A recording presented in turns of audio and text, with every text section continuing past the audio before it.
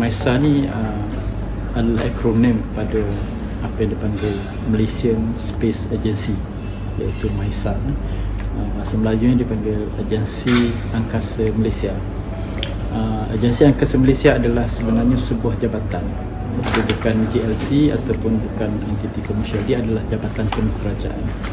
MISA ini baru lagi ditubuhkan hasil daripada penggabungan dua entiti jabatan penuh kerajaan di bawah Kementerian Sains, Teknologi dan Inovasi sekarang lah. Sebelum ini dia dikenali sebagai Kementerian Tenaga Alam Sekitar, Sains dan Perubahan Iklim. Dua entiti itu ialah satu kita panggil Agensi Remote Sensing Malaysia dan satu lagi ialah Agensi Angkasa Negara. Dua entiti ini memang saling berkait kerana dia melaksanakan fungsi berkaitan dengan teknologi angkasa.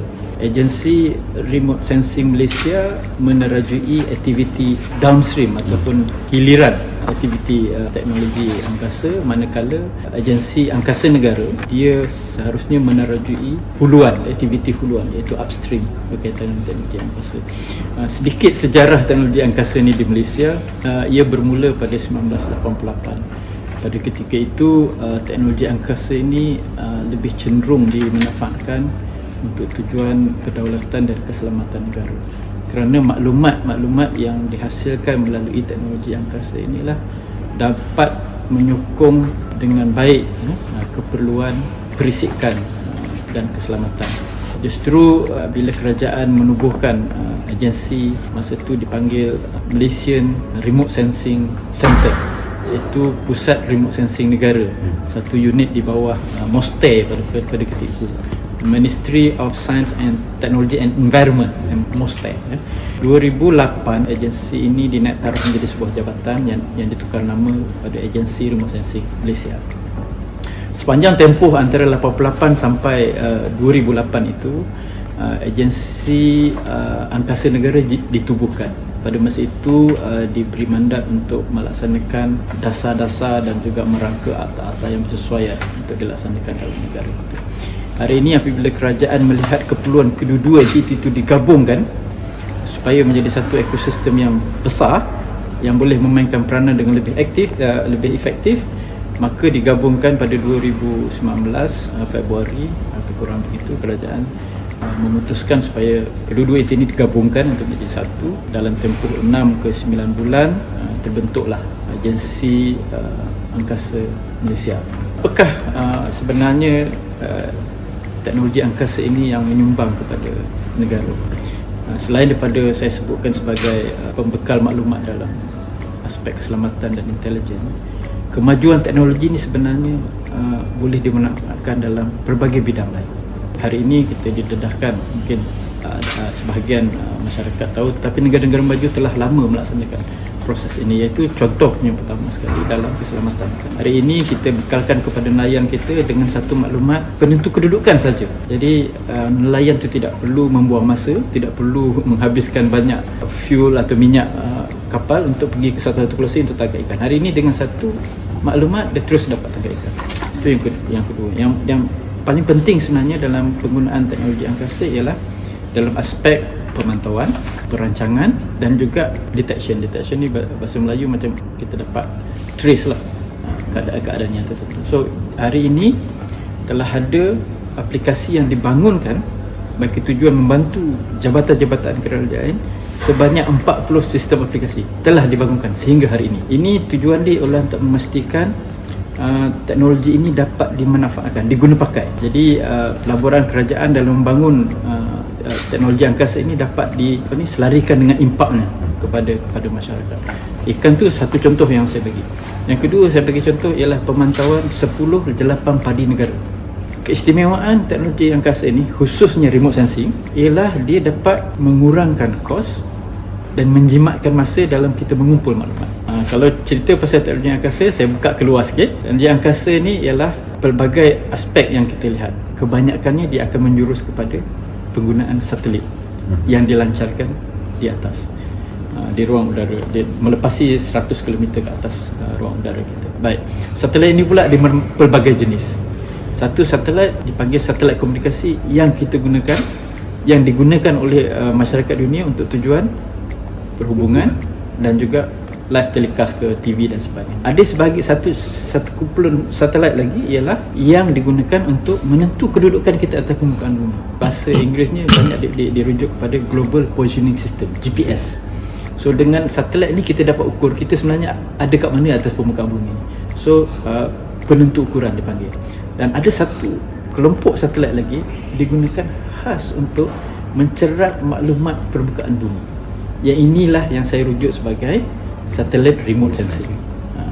Bayangkan apabila dia mencerap semua maklumat atas permukaan bumi kita ni beribu maklumat dan boleh digunakan dalam pelbagai tujuan. Tadi saya ada berkongsi berkaitan dengan 40 sistem aplikasi.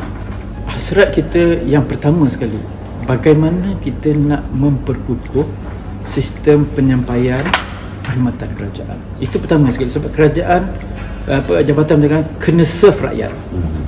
Ini kepentingan yang pertama dulu, sebelum kita go down kepada rakyat. Kerana jika sistem penyampaian kerajaan ini cekap dan berkesan, hasilnya ialah dapat dirasai oleh masyarakat.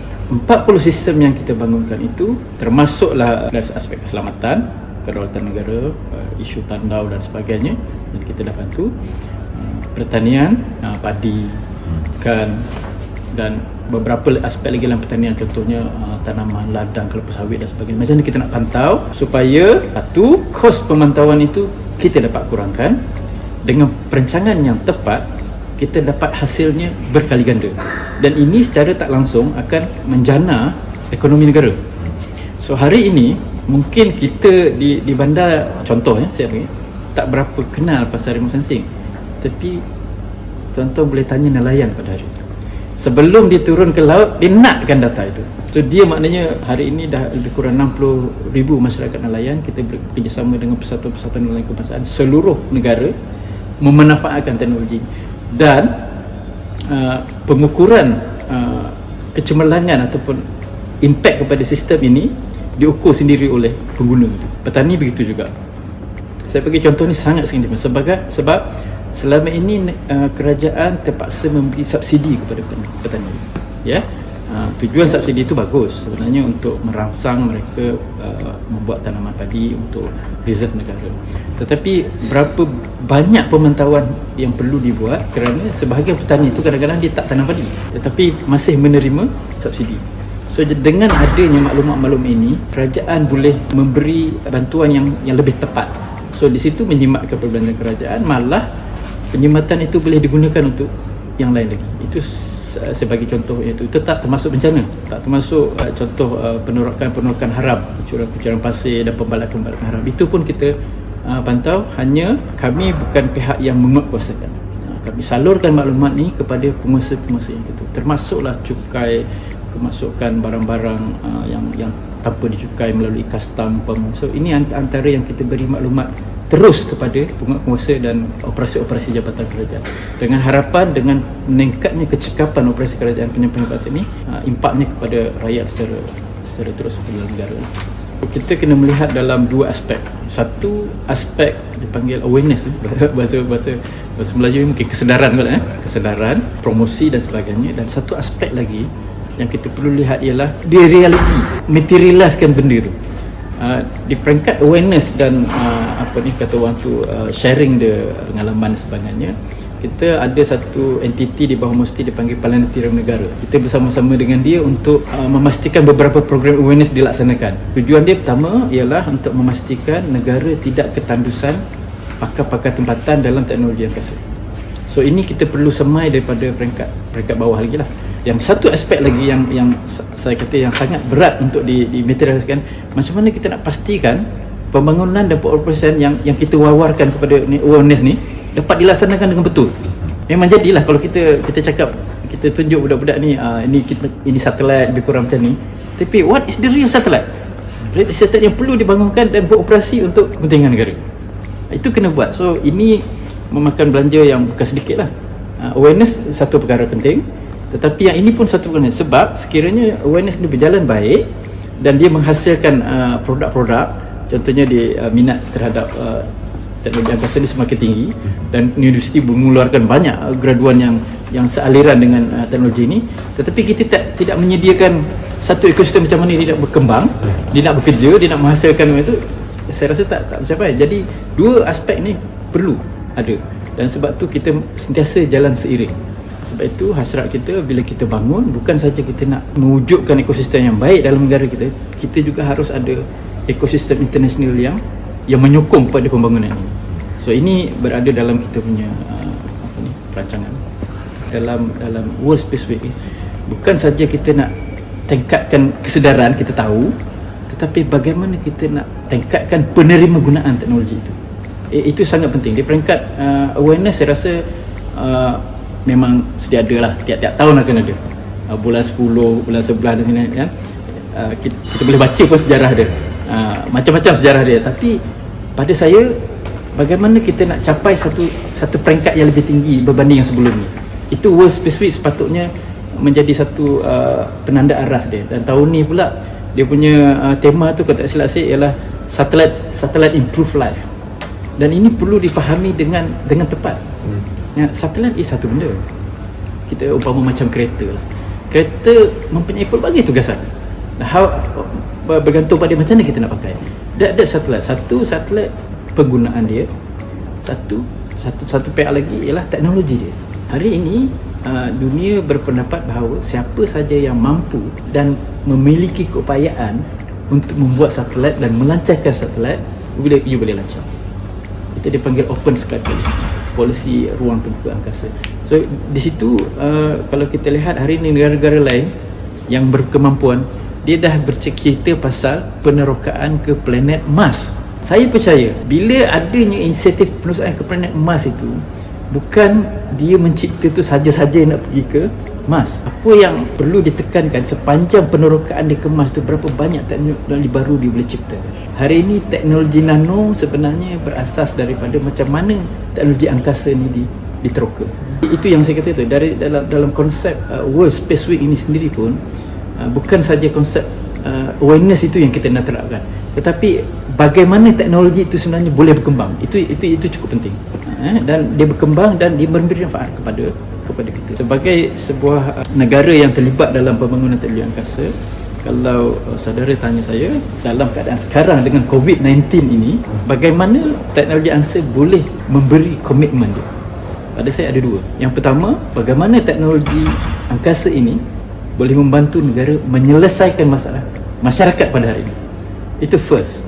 Yang pertama. Yang kedua, bagaimana teknologi ini boleh membantu negara untuk menjana ekonomi. Dua perkara ini sangat penting sekarang ni yang kita lihat.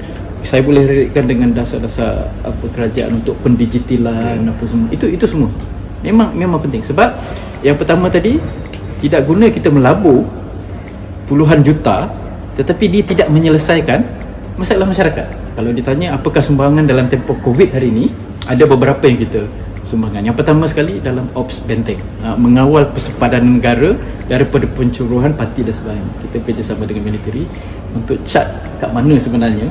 Yang keduanya, kita bekerjasama dengan Kementerian Kesihatan Malaysia untuk cat kawasan-kawasan yang wabak dan sebagainya, especially di wilayah persekutuan. Kita bekerjasama dengan KKM yang wilayah persekutuan, antara yang kita buat. Dan selain daripada yang sebelum ni kita pernah bekerjasama, iaitu memantau denggi. Sebab denggi pun kita belum ada vaksin sampai hari ini, dan itu kita perlu pantau untuk pastikan rakyat kita bukan setakat terjamin lah, maknanya kita mampu membantu negara membendung daripada menjadi satu yang kes yang cukup besar lah. Selebihnya dalam World Science Week ni, kita akan bekerjasama dengan Planetarium. Kalau tuan tahu, Planetarium Negara, dia pun ada program dia 4 sampai 10 Oktober, dan pelbagai program di situlah. Dan kita lihat banyak untuk awareness tu memang tak ada masalah. Kita akan ada dengan pihak sekolah, kita ada pihak dengan komuniti, kita akan ada dengan pakar-pakar yang terlibat dalam banyak space technology. Saya ingat tahun lepas kita ada jemput salah seorang pada bekas NASA, presiden dia, untuk boost untuk meningkatkan tahap kesedaran itu. Walaupun saya ingin juga menyatakan hasrat saya supaya World Space Week ini bukan setakat celebration lah, tetapi ia mesti diukur pada satu tahap yang lebih baik. Maksudnya, kalau tahun lepas kita buat, tahun ini kita nampak tak kesan dia? Contoh yang pertama, dalam wawasan 2020 dulu, kita rangkakan supaya penglibatan student kita ataupun graduate kita 60% ialah saintis, 40% bukan sains. Ya, untuk menjadi negara maju ini penting. Ya, sebagai dasar. Tapi hari ini berdasarkan laporan-laporan Akademi Sains Malaysia dan sebagainya, dan dah pun dikeluarkan, terbalik. 40% yang aliran sains, 60% bukan sains. So ini satu angka yang pada saya cukup membimbangkan lah. Sebab tu saya berhasrat lah kalau adanya awareness program ni perlu diukur dari segi dia punya peningkatan dia. Jadi kita tahu apa aspek mana yang kita boleh tambah, atau aspek mana yang kita boleh kurangkan, atau aspek mana yang kita boleh beli fokus yang lebih baik. Okey, menyedari setakat limitasi lah cabaran-cabaran yang saya sebutkan tadi, melalui MISA yang ditubuhkan ini, kita telah merangkakan satu dasar Angkasa Negara 2030 yang telah dilancarkan pada 2017. Dasar ini sebenarnya bukan saja nak memastikan sasaran kita tercapai yang 2040 tu, tetapi sebenarnya menyenaraikan pelaksanaan-pelaksanaan yang perlu dibuat untuk mencapai sasaran yang kita sebutkan tadi. Hari ini kita lihat di peringkat kanak-kanak, oleh kerana berterusannya awareness program tu, minat tu tinggi. Tetapi bila dah sampai ke peringkat menengah dan universiti, ia tidak ada kesinambungan kat situ. Jadi maknanya dalam konteks ini bukan saja di peringkat pelaksana, peringkat pembangun, tetapi mungkin sedikit sebanyak dasar pendidikan tu perlu dikemas kini. Dalam konteks macam mana kita nak pastikan teknologi sebenarnya kita kuasai. Hasrat kita pada 2030, kita bukan hanya sebagai pengguna. Kita nak negara kita menjadi pencipta kreativiti dan inovasi kan, dalam konteks teknologi angkasa lah. Hari ini sehingga, saya boleh katakan sehingga 2000 RMK 10, sebahagian RMK 11 pun, kita masih pengguna. Maknanya kita masih bergantung kepada negara luar untuk menyediakan prasarana, maklumat. Kita mesti ada satu untuk bukan saja kegunaan masyarakat kita, kedaulatan dan keselamatan negara. So jadi pada saya, bila MISA ditubuhkan bertepatan dengan kerangka yang kerajaan inginkan, sebab itu kita wujudkan teras-terasnya di dalam ada lebih kurang dalam ada 7 teras, dan 7 itu kita rangkumkan dengan satu program besar yang kita panggil Malaysian Space Exploration 2030. Dalam tu dia ada 4 kluster yang kita mesti bangunkan supaya kita dapat capai sasaran itu. Apa sasaran kita sebenarnya 2030? Satu, kurang-kurangnya teknologi angkasa ini menyumbang kepada 0.3% kepada GDP negara. 0.3% ya, berapa bilion. Kemudian mampu mewujudkan 5,000 peluang pekerjaan baru dalam sektor teknologi angkasa. Ketiga, kita mampu menyumbang kepada 40 juta setahun income berdasarkan kepada operasi satelit dan penjualan data-data seluruh negara. Dan yang keempat, kita nak menjadi top 3 dalam Southeast Asia dalam pembangunan dan pengoperasian teknologi angkasa. This is target kita dalam ni. Kita kena mulakan dengan pengguna, kerana kita nak meyakinkan bahawa teknologi ini memang bermanfaat. Kita tidak melabur the other way round. Kita tak buat satelit dulu lancar, lepas tu baru jaja pada orang, you pakailah ni. Pada saya itu tidak efektif. Kita mesti, dalam budaya Asia, biasanya kita kena tunjuk hasil untuk meyakinkan orang, baik orang, masyarakat, kerajaan ataupun pemberi dana. Mereka nak melihat hasil itu dan impact. Itu kita dah cukup, saya rasa platform kita cukup baik setakat 2020 ini, kerana kita telah ada lebih kurang 65 agensi kerajaan yang menggunakan data ini setiap hari dalam operasi mereka. Hasilnya lah kepada masyarakat lah impaknya, walaupun langsung ke tak langsung. Kemudian aplikasi yang dibangunkan berterusan. Ya, KPI kami setiap tahun 5 aplikasi baru. Sebab tu dah terkumpul sekarang ni 40 dah terkumpul. Dan dalam konteks kluster pengguna itu, saya rasa permintaan tu telah tinggi. Dan hasrat kita bila MISA ni menjadi pemangkin kepada pembangunan teknologi ni, pada masa yang sama kita juga nak melihat industri-industri startup ni yang menyokong kepada pembangunan teknologi ni. Kena ada, sebab di situ yang menjadi punca kepada pertumbuhan ekonomi negara. Okey, itu kluster yang pertama. Kluster yang kedua, oleh kerana ada demand, kita perlu sumber maklumat yang cepat dan tepat. selama ni kita bergantung kepada satelit-satelit luar negara. Bila ada kepentingan dia tak akan bekal pada kita lah. So jadi masa tu kita perlu, jadi kita kena bangunkan itu dipanggil kluster angkasa, yang mana akan melibatkan pembangunan satelit dalam jangka masa 10 tahun ini. Kemudian satu lagi adalah kluster infrastruktur ataupun perkhidmatan penerimaan data. Sebab ada satu peringkat kluster tadi, pembinaan pencerap maklumat. Kluster yang kedua ialah mekanisme untuk menerima tu. Yang ini cukup demand hari ini dalam global ni, sebab kalau kita lihat satelit ni dia tak mampu untuk kutip data tu sepanjang-panjang orbit dia tu. Dia nak kena kapasiti penyimpanan dia tu ada limitasi, dan dia memerlukan ground station tertentu untuk, dan ini menjadi servis yang cukup baik hari ini dalam beberapa negara. Dan yang terakhir yang saya nak memastikan kesinambungan kepakaran dan pembangunan kepakaran tempatan ialah melalui knowledge creation. Tempat kluster ini, kalau you refer kepada itu, inilah yang kita rangkakan untuk tempoh 2030. Signifikan yang pertama ialah teknologi berubah. Kita lihat dulu, kita tak ada handphone. Itu contoh paling signifikan kita ni. Hari ini satelit ketepatan dia lah saya ambil. Kalau untuk remote sensing tu kita suka melihat kepada resolusi dia. Resolusi ni macam ketepatan. Kalau saya kata resolusi dia 1 km, bermakna 1 pixel tu mewakili 1 km di atas bumi. So maknanya apa-apa yang bersaiz 1 km dan lebih besar boleh nampak. Lebih kecil pada tu tak nampak.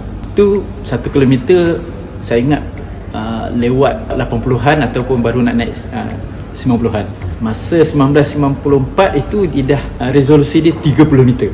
Maknanya benda bersaiz 30 meter atas muka bumi dan lebih besar, you boleh nampak dalam image dia tu dan you boleh dapat dia punya maklumat. Maknanya semakin kecil semakin banyak maklumat dia dapat, semakin tepat dia. So jadi sepanjang tempoh puluhan tahun tu teknologi tu berubah. So mungkin yang 1 km tu mungkin sesuai untuk tengok awan dia lah kot sekarang ni kan. 1 km dia dah tengok apa? Tengok awan, tengok kan. In fact sampai satu peringkat nombor kenderaan tu dibayangkan daripada 600 km di atas. Dia tengok itu yang pertama, isu teknologi berubah. Yang keduanya dari segi kemampuan elektronik dia. Elektronik itu mungkin boleh bertahan puluhan tahun. Tapi ada satu yang menjadi limitasi dia ialah kalau satelit ini dia bergerak, macam remote sensing satelit ni dia sebab dia mencerap permukaan bumi, dia kena bergerak lah, dia ikut matahari lah maknanya. So kemampuan menyimpan kuasa dia, bateri, peralatan bateri itu tak tahan, the most boleh pergi 7 tahun. Maknanya dalam selepas 7 tahun tu potensi dia tak beroperasi memang tinggi lah. Dia jadi bangkai. Berbanding dengan satelit komunikasi, dia tidak bergerak, dia naik duduk atas orbit dan dia surf apa yang kat bawah tu. Macam GPS semua dia tak bergerak. Begitu juga dengan komunikasi dan GPS semua tak bergerak. So jadi kalau you bagi contoh tadi, Tiongsat is remote sensing satellite, Razaksat is remote sensing satellite. So dia bergerak, kita nampak limitasi dia tadi. Miasat 1, 2, 3 ialah communication satellite yang tak bergerak. Yang tu boleh bertahan sampai 10 ke 20 tahun. So jadi selain daripada teknologi berubah, kemampuan device itu sendiri yang menghadkan kepada dia ada lifetime dia. So jadi yang ketiganya pula kita tengok dari segi limitasi pengoperasian. Kalau dulu 20 tahun dulu satelit tu kalau remote sensing very bulky, 1 tan, 2 tan. Saiz ini memainkan peranan. Bila kita nak lancar, semakin besar saiz itu, kos melancar semakin tinggi. Hari ini communication satellite telah menjurus kepada nanoteknologi, kecil. So sekali lancar 10 boleh naik. So maknanya ialah teknologi berubah, kemampuan berubah. So, hari ini teknologi berubah. Sebab itu dalam pelaburan negara pun, mana-mana negara pun dia akan mengambil kira.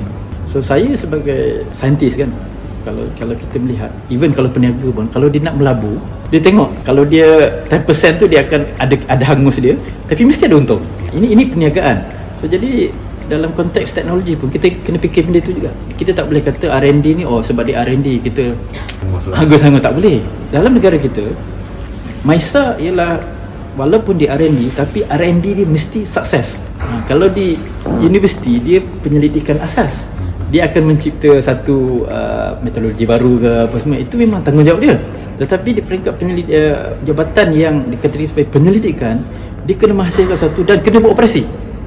Ini satu tanggungjawab. Dia tak boleh kata ni kita gagal dan sebagainya. Dan pada saya is not good lah. RMK 11 target kita ialah adoption of the technology.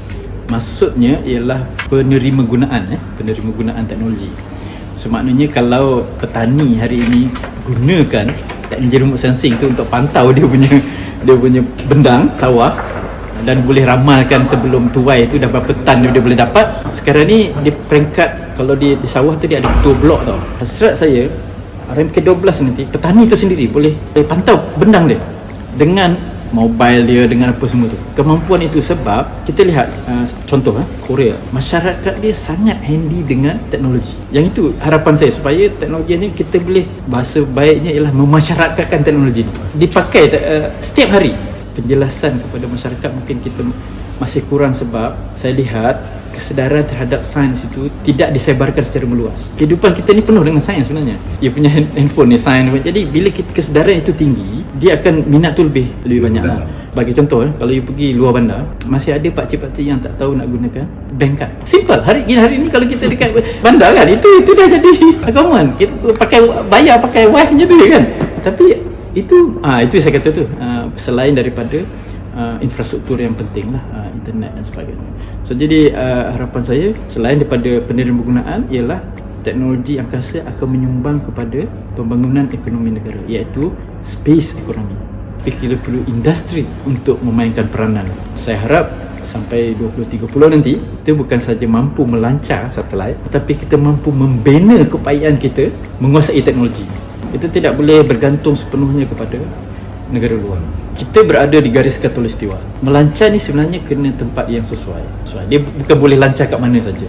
Sebab satu, dia nak mencapai ke orbit, jauh tu kemampuan tu. Keduanya, proses pelancaran tu sendiri.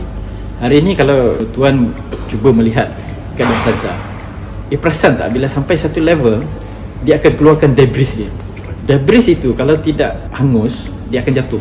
So di Malaysia boleh kita buat tapak pelancaran, tetapi sepanjang pelancaran tu, debris tu nanti akan jatuh ke mana?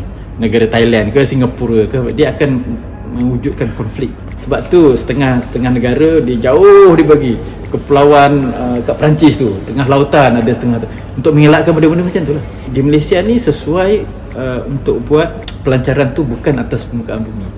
Maknanya you kena satu level di atas sana buat macam pelancaran apa dipanggil lah, ada satu dia punya term dia. Daripada situ lancar ke atas. Dia tidak boleh lancar daripada bumi kita lah. Adalah tempat sesuai, tapi risikonya ialah radius debris itu. Dalam konteks pelancaran ni, saya berhasrat pada pandangan saya, walaupun kita mungkin tak ada tempat pelancaran, tetapi teknologi itu perlu kita kuasai. Sebab apa? Kalau kita bergantung pada orang, kita tak tahu apa yang berlaku semasa pelancaran. Can be sabotage. Sebab teknologi ini dia macam rival lah. Dan insyaAllah tahun ni kita akan bentangkan akta sendiri, akta angkasa, supaya kita nak memastikan pertumbuhan industri kita ada sistematik dia, ada perundangan yang membantu dia kan. Kalau tidak macam cowboy lah, bergaduh dia bertembak dan sebagainya. Jadi tak boleh macam tu. Dia kena ada sistem yang bagus. Dan bila ada sistem yang bagus, maka pelabur-pelabur pun yakin nak melabur. Ini mesti ada. Negara mesti menyediakan ini supaya tarikan tu ada pelabur.